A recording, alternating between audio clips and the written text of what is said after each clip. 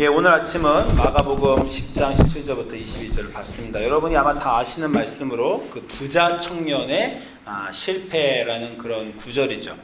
제가 이 구절로 꽤 오래전에 부활절에 설교를 했어요. 부활절에 제가 왜 이 구절 가지고 설교했냐면 여러분이 복음서 처음을 보시면 알지만 복음서에 뭐가 있습니까? 마태, 마가, 누가, 요한이 있는데 그 마태, 마가, 누가, 요한 중에 마가만 우리가 누군지 정확히 몰라요.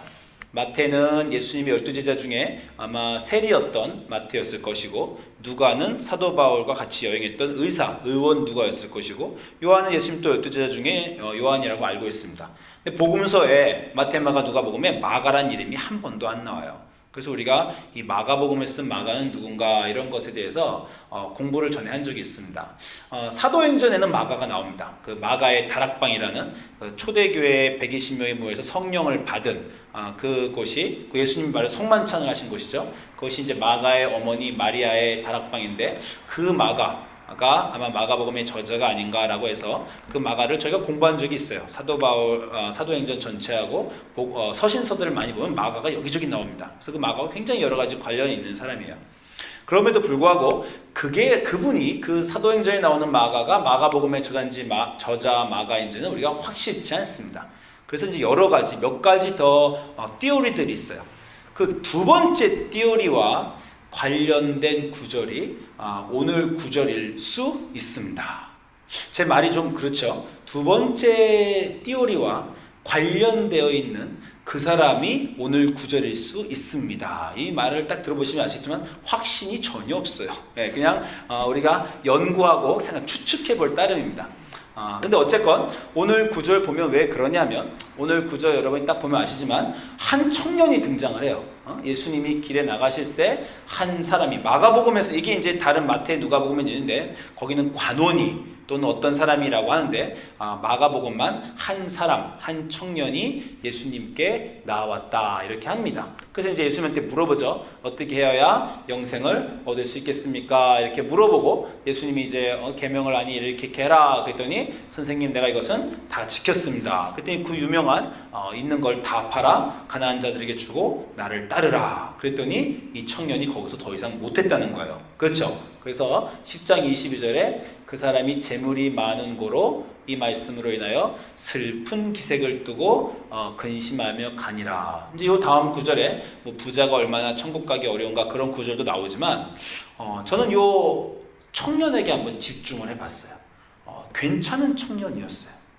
다시 말씀드리지만 마태마고 누가 보면 예수님을 시험하러 어떤 관원이 왔다고 나옵니까? 마가복음에는 이 젊은 청년이 순수하고 달려왔어요 예수님께. 그래서 어떻게 영생을 얻겠습니까? 라고 물어봐서 이 계명도 잘 지키는 청년이 심지어 예수님이 10장 21절 보면 그를 사랑하셨어요. 참 괜찮은 사람이다. 그러면서 한 가지를 더 찝어주셨어요. 사랑하셔서 한 가지를 더 찝어주셨는데 재물이 많은 거로 이 말씀에 슬픈 기색을 띠고 갔죠. 굉장히 도전되는 말씀입니다. 과연 우리 중에 기독교인 중에 몇 명이나 예수님을 믿으러 와서 정말 예수님이 다 버리고 가족도 버리고 돈도 버리고 너 집도 버리고 네 인생에 지금 직장도 버리고 나를 따라라 했을 때 따를 수 있는 자가 얼마나 있나 이렇게 굉장히 도전되는 말씀이고 이 청년이 슬픈 기색을 띠고 갔다는 거예요. 저는 그 다음이 궁금합니다. 슬픈 기색을 띠고 간 이 청년은 실패한 이 청년은 그 다음부터 어떻게 살았을까? 이 질문을 해보다가 이건 마가복음 10장인데요. 이제 많은 학자들이 이 사람이 마가복음에 저자일 수 있다고 말하는 마가복음 14장으로 확 뜁니다. 마가복음 14장 보면 아주 이상한 구절이 하나 나오는데 예수님이 체포되시던 밤에 예수님 체포되시자 제자들이 다 도망갔어요.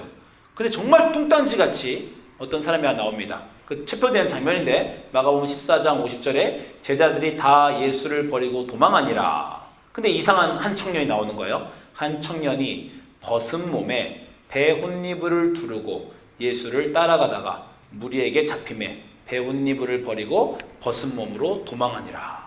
이 청년은 이전에도 한 번도 나온 적이 없고 이후에도 한 번도 나온 적이 없는데 그 스토리 전개상 개연성이 없어요. 갑자기 얘가 왜 등장하는지 모릅니다.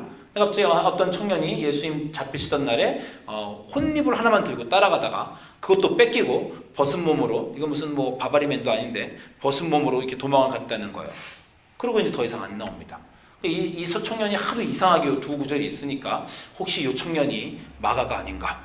자기가 자기에 대해서 아무도 모르니까 저자 말고는 이런 어떤 구석에 있는 얘기는 쓴 게 아닌가 이렇게 학자들이 추측하는 바가 있습니다. 네, 저는 또 한 구절을 제가 집중을 해서 이제 부활절에 제가 아주 오래전에 한 설교인데 마가복음 16장의 이제 부활절 장면이에요. 드디어 부활절 장면인데 우리가 부활의 첫 증인을 다들 막달라 마리아라고 알고 있습니다. 막달라 마리아가 새벽에 달려갔죠. 근데 그때 막달라 마리아를 맞이한 사람이 다른 성경에서는 천사로 나와요. 두 천사, 옷이 빛이 나는 천사. 근데 마가복음만 이 두 여자가 막달라 마리아가 가서 눈을 들어본 즉 벌써 돌이 굴려져 있는데 그 돌이 심히 크니라. 무덤에 들어가서 흰옷 입은 한 청년이 나옵니다. 그러니까 마가복음 전체에 어떤 청년이 나와요. 물론 아까 제가 말씀드린 대로 그냥 추측이고 다 다른 청년일 수도 있습니다. 우리가 만약 혹시 추측해서 같은 청년이라고 한다면 예수님을 따르려고 했다가 재산이 너무 많은 걸 포기하지 못해서 슬피 근심하며 돌아갔어요. 그런데 포기를 못하고 예수님 주위를 맴돌았어요. 예수님 여행하는 동안 멀리서 가슴을 치면서 따라가면서 가난한 사람들에게 천천히 자기의 물건을 한순간에 주지 못했지만 주기 시작하면서 예수님을 따라가다가 예수님이 체포되시는 그 순간에는 자기는 이제 배옷밖에 안 남았어요. 그런데 그것도 예수님 따라가다가 그 배옷도 뺏겼어요. 정말 예수님 예언대로 가진 것을 다 판 순간이 되고 그 청년이 예수님을 사모하여 부활의 아침에 마리아 막달라 마리아보다 먼저 예수님을 보러 간 그 한 청년이 아닌가. 그래서 한 청년, 그냥 흰옷 입은 한 청년이 있어서 그 청년이라고 해서 그럽니다. 천사라고 안 그러고 그 청년이 막달라 마리아한테 놀라지 말라. 너희가 십자가에 못 박힌 나사렛 예수를 찾는구나. 이렇게 얘기를 해주는 장면입니다.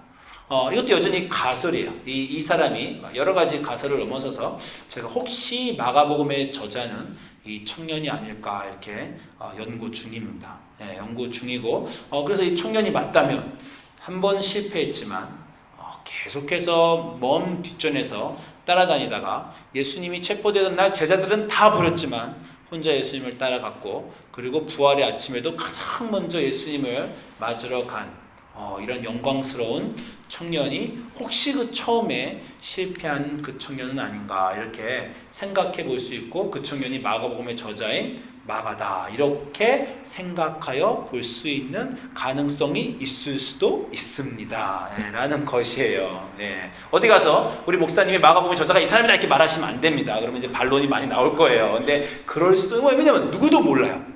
학자들의 정설은 누구도 마가가 누군지 모른다. 그러니까 가능성을 열어놓고 여러 가지 찾는데 이런 가능성을 제가 여러분에게 나눈 적이 있습니다.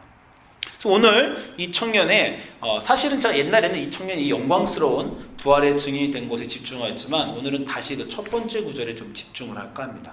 첫 번째 구절은 실패의 순간이었어요. 실패를 했다는 건 뭡니까? 결정을 제대로 못했다는 거예요. 그 순간 예수님을 따르려고 했던 그 순간 너 다 팔고 나 따를래? 아니면 못 팔래? 라는 선택의 결정의 순간에 이 친구는 선택을 예수님을 못했어요. 자기 돈을 선택했던 그런 사람이었습니다. 그 선택의 순간에 실패였어요. 여러분이 그 순간을 좀 잘 생각하면 왜 실패했을까요? 왜 예수님 대신 생명을 줄 수 있는 예수님 대신 돈을 선택했을까요? 그 친구는, 이 청년은 돈의 노예였어요. 돈이 인생의 가장 중요한 것으로 알고 그때까지 살아서 그래서 예수님 대신 돈을 선택한 것입니다. 사실은 그 순간에 실패한 게 아니죠. 언제 실패한 겁니까? 평생 부자로 살아온 그 날들의 실패예요. 이 친구는 평생 돈을 선택하면서 살았어요. 평생 돈이 인생의 가장 중요한 것이었는데 자기는 그 순간까지 몰랐던 것뿐입니다. 그 순간까지 자기는 하나님을 잘 믿는다고 생각했어요. 왜냐하면 나 그렇게 얘기하잖아요. 계명을 다 지켰다는 거예요. 이 사람이 딱 예수님한테 돌아와서 뭐라 그럽니까? 제가 계명을 다 지켰습니다. 10계명에 있는 거 살인하지 말라, 간음하지 말라, 도둑질하지 말라, 거짓 증언하지 말라, 부모 공경하라. 전 10계명 다 지켰어요. 이렇게 얘기하는 겁니다. 여러분 10계명의 첫 번째 계명이 우리가 지난 시간에 나눴는데 지난주에 뭡니까? 주 너의 하나님만을 섬기고 그 어떤 것도 하나님보다 더 섬기지 마라. 어떤 것도 우상으로 만들지 마라. 이 친구는 돈이 우상이었어요. 주 너의 하나님을 섬긴 친구가 아니라 평생 돈을 섬기던 친구였어요. 자기는 인생을 잘 산 기독교인이라고 생각했지만 가장 중요한 10계명을 지켰다고 생각했지만 10계명의 첫 번째 계명, 하나님을 중심에 놓고 하나님을 놓고 산 게 아니라 돈을 우상으로 놓고 산 친구였어요. 예수님은 정말 무서운 분 같아요. 그거를 꿰뚫어 보셨어요. 그거를 꿰뚫어 보셔서 예수님이 뭐라 그럽니까? 한 가지 부족한 게 있어. 너 다 좋아? 착하고 이웃에게도 잘하고 마음 씀씀이도 좋고 교회도 잘 나가고 하나님도 잘 믿고 다 좋아. 너 한 가지 부족한 것이 있다. 그 한 가지, 이거 느낌이요. 꼭 그 동양에서 활용정정 그런 느낌이요. 하나를 딱 찍어 모든 것을 변화시키는, 죽음을 생명으로 바꾸는 그런 순간을 예수님은 합니다. 하나를 딱 찍으세요. 너 다 좋은데 그 돈은 하나님보다 우선했다.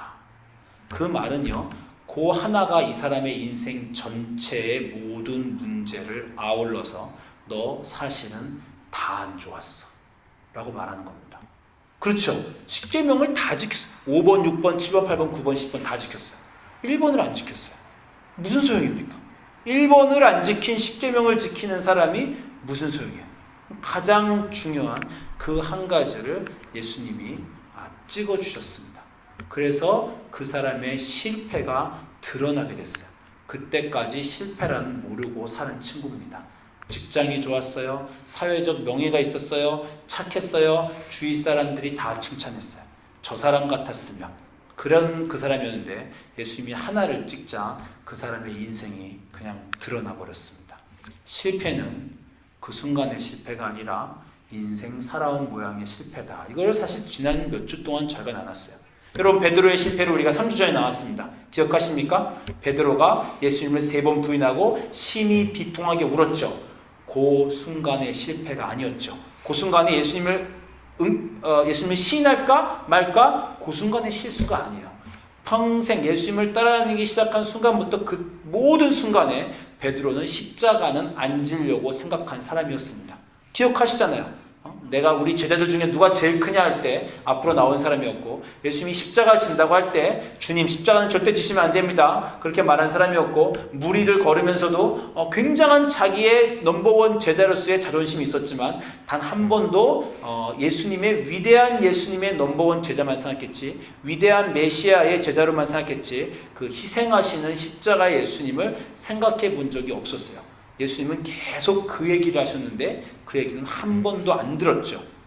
그렇게 3년을 매일같이 따르다가 예수님을 시인해야 되는 십자가의 순간에 예수님을 부인하면서 그 순간의 실패가 아니라 여태까지 살아온 자기의 잘못된 가치관과 자기의 삶의 모양이 드러나 버려서, 그래서 나가서 비통하게 운 겁니다. 그 실패의 순간이 우리에게 필요해요. 우리의 인생의 문제는 실패를 했다가 문제가 아니라 실패를 못한 것에 대한 문제입니다. 실패를 못해서 지금까지 내가 살아온 그 모든 순간의 진실을 아직도 보지 못했다라는 것이 우리 삶의 문제입니다. 여러분 성경의 모든 사람을 보세요. 모든 유명한 사람은 다 실패를 했잖아요. 아브라함이 하나님이 너 나 따라갈래? 따라가겠습니다. 따라가는 척 했어요.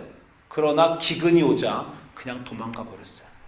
모세가 당신의 백성을 내가 구하겠습니다. 그러나 사람을 찔러 죽이고 그 자기가 어떤 야망에 찬 인간인가를 봤죠. 다윗이 이 하나님의 군사로 저 위대한 적을 쳐치겠습니다 나갔지만 밧세바 사건으로 인해서 자기가 누군지 봤죠. 아니 생각해 보세요. 아브라함, 모세, 다윗, 그리고 신약에서는 예수님 빼고 제일 유명한 베드로, 더 유명한 바울이요? 바울도 그 열심으로 하나님을 섬기고자 했는데 실패의 순간을 맛봤죠. 성경의 모든 가장 위대한 사람들은 그 순간이 있었어요. 비참한 실패의 순간. 그 실패의 순간이 그 순간이 아니라 그들이 그때까지 살아온 그 순간. 우리가 더 신학적으로 얘기하면 모든 사람이 죄를 범하였음에 하나님의 영광에 이르지 못한다라는 것이 성경의 인간관인데, 우리가 모두 하나님의 영광에 이르지 못하는 죄인으로 살았는데 그게 우리였는데, 이 위대한 사람들은 그렇게 하나님의 영광에 이르지 못하게 산 그 죄의 모습을 자신의 비참한 실패의 모습에서 찾았습니다. 그 사람은 그들을 알았어요. 야, 내가 이런 사람이었구나. 제가 말씀드렸지만 이 컨보케이션을 갔다가 수요일부터 토요일까지 갔다 왔다고 했잖아요. 가서 이제 여러 가지 예배도 드리고 워크숍도 드리고 여러 가지 순간이 있었어요. 근데 이제 워크숍을 하나 드리는 순간에 워크숍을 드리는 어떤 이제 아프리칸 아메리칸 어떤 신학교 교수가 여자가 와서 막 강의를 하고 있었어요. 강의를 하다가 이 여자가 자기의 인생에 대한 어떤 얘기를 했습니다. 인생에 대한 얘기를 하다가, 제가 LA에 있는 신학교 교수였는데 저기 미시간에 어머님이 아프시다는 얘기를 들었다는 거예요.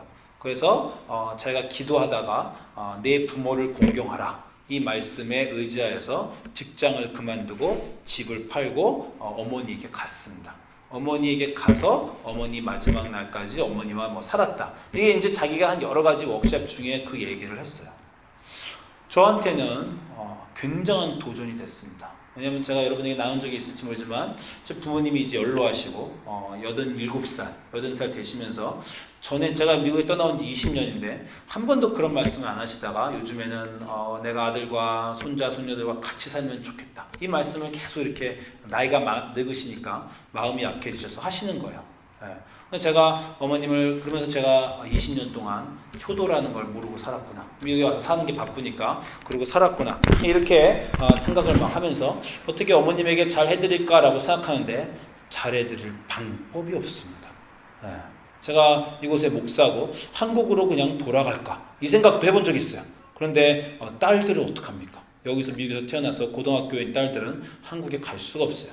그러면 저희 가족이 찢어져서 저는 한국에 살고 애들은, 아내와 아들은 여기 살고, 이것도 좋은 옵션이 아닌 것 같고, 제가 그 문제를 가지고 굉장히 고민하고 있는데 요즘에 그 사람이 그 말을 확 하니까 제 마음이 너무 찔리는 거예요. 그래서 제가 이제 워크숍이 끝나고 찾아갔습니다. 찾아가서 제 얘기를 했어요.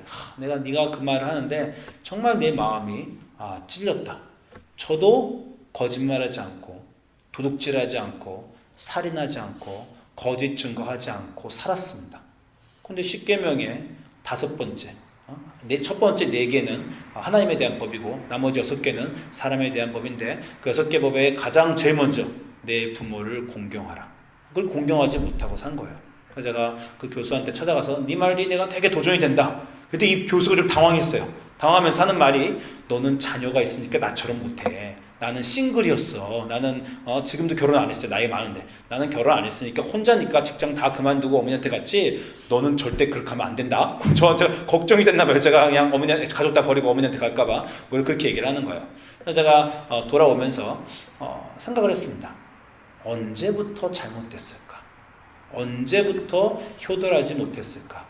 한국을 떠난 20년 전에 떠나기로 한 결정이, 부모님을 남겨놓고 떠나기로 한 결정이 잘못되었었나, 이 생각을 제가 했습니다.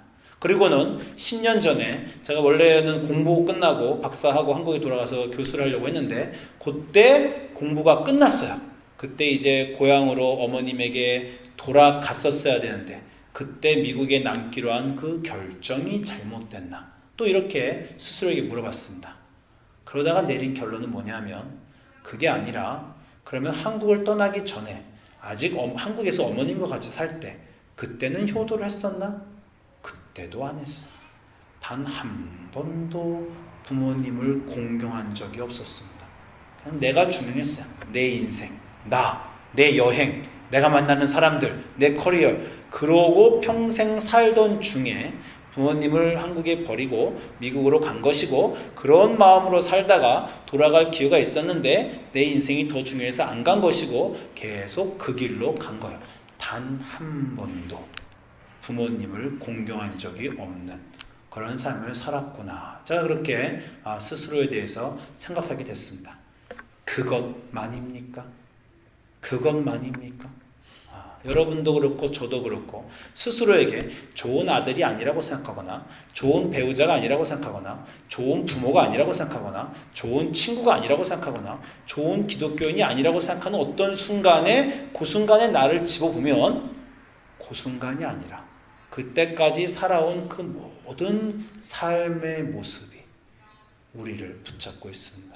그렇게 살아서 그렇게 결정을 할 수밖에 없었던 거예요.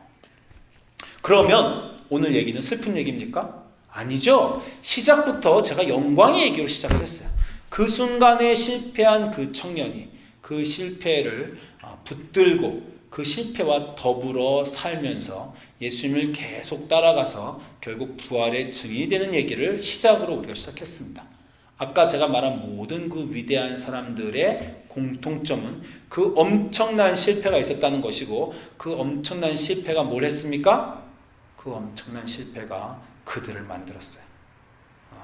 기근으로 가나안 땅을 떠난 약속을 어겼던 그 아브라함이 결국 아들을 바치는 아브라함이 되기까지, 그 사람을 죽이고 사막으로 도망갔던 모세가 40년 후에 늙은이로 돌아오기까지, 그리고 다윗이 그 밧세바 사건을 통해서 그 나쁜 일을 저지르고 그 나머지 모든 삶을 겸손과 후회로 사는 위대한 왕이 되는 순간까지, 예수님을 부인한 베드로가 정말 교회의 반석이 되고 성령을 받고 교회를 세우고 십자가에 거꾸로 못 박는 순간까지, 그리고 기독교인들을 박해했던 바울이 평생 기독교를 전 세계로 전했던 그 모든 순간들이 그 실패의 순간에서 시작하는 겁니다. 우리는 실패가 필요해요. 우리는 그 순간이 필요합니다. 실패를 하는 것이 필요하다는 것이 아니에요. 이미 한 실패들, 실패로 더불어 사는 그 인생을 드디어 실패라고 알게 되는 순간, 그것을 교회에서는 회개의 순간이라고 하는 겁니다.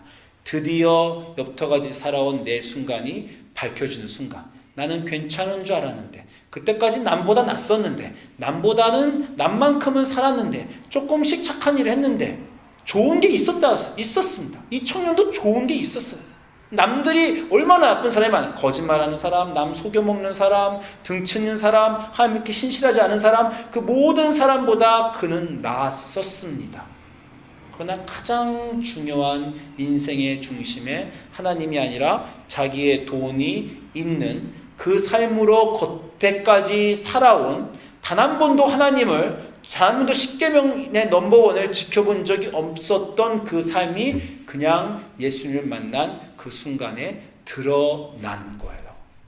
그 드러남의 순간이 우리에게 필요하고, 그것이 비통하게 우는 순간일지라도 그것이 축복의 순간입니다. 그러면 그 순간은 어떻게 왔을까요? 우리에게 그 순간은 어떻게 올 수 있었습니까? 어떻게 왔습니까? 이 청년에게는. 이 청년이 예수님을 따라왔어요.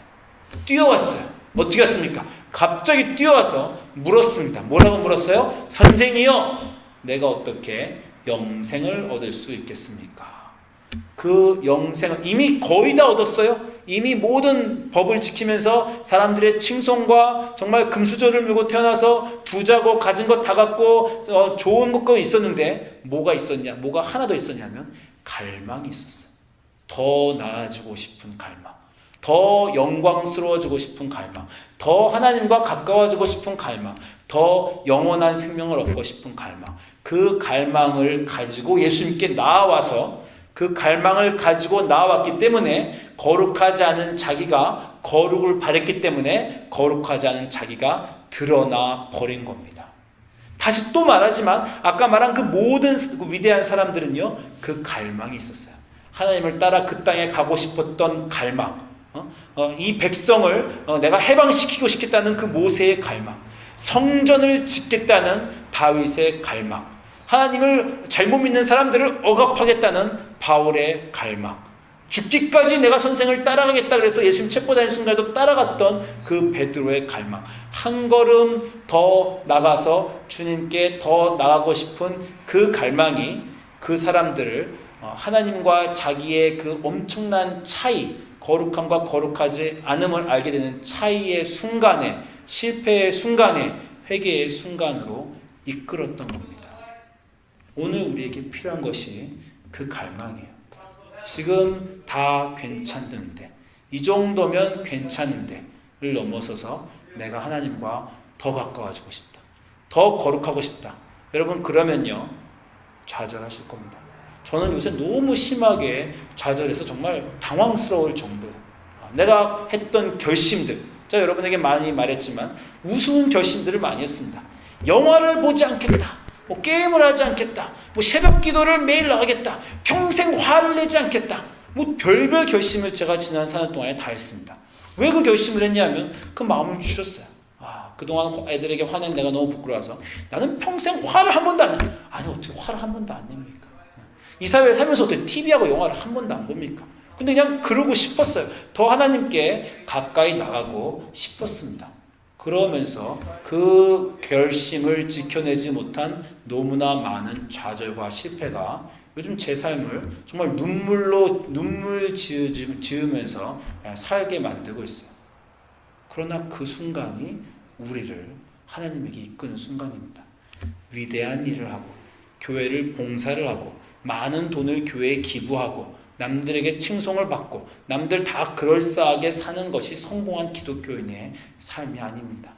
하나님에게 한 걸음 더 나아가고자 했던 그 마음으로 그 열정으로 나아가서 그전엔 도저히 안 될 것 같은 그 결심을 하고 그러나 자기가 그 결심을 지키지 못할 때 무너지고 실패를 경험하나 그러나 그 실패를 하나님이 귀히 쓰셔서 여러분을 하나님께로 이끌어주시는 그렇게 하루하루 좌절과 실패와 고통과 열심이 섞여서 한숨 짓고 가슴이 뜨겁고 어떡할지 모르겠고 정말 나아갈 길을 모르는 그러한 삶으로 하나님께 나아와서 예배가 감동이 생기고 기도가 감동이 생기고 자신의 삶이 눈물과 감동이 생기는 그것이 기독교인의 삶이에요.